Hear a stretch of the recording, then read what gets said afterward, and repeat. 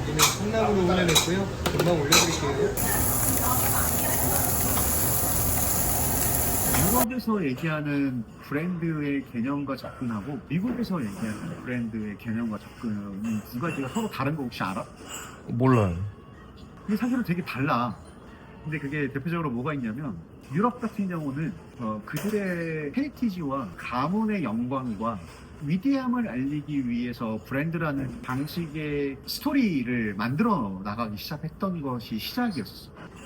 반면에 미국 같은 경우는 혹시 아는지 모르겠지만 필립 코틀러라는 사람에 의해서 이 브랜드라는 학문이 좀 더 체계화되기 시작을 했었거든.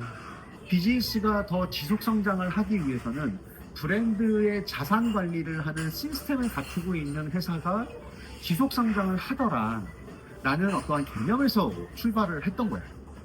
그래서 비즈니스라는 부분의 한 일부분으로 브랜드가 사용되어지기 시작을 했어.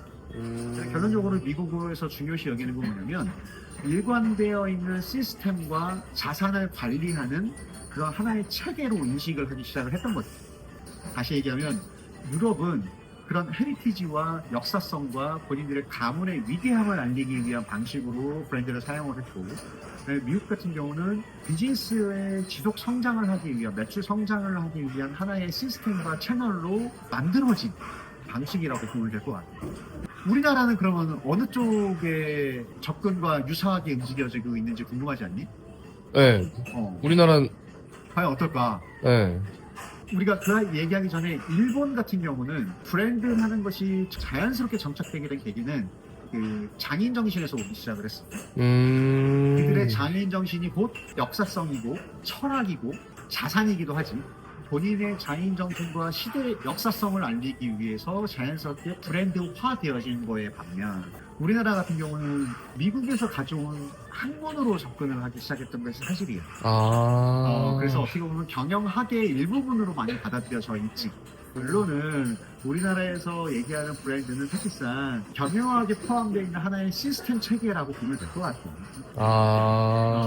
마지막으로 하나만 더 얘기를 해주려면 그러면 지금의 유럽과 지금의 미국은 예전의 방식에 접근한 것과 그대로 유지하고 있느냐 아니냐의 차이를 한번 다시 보자면 네.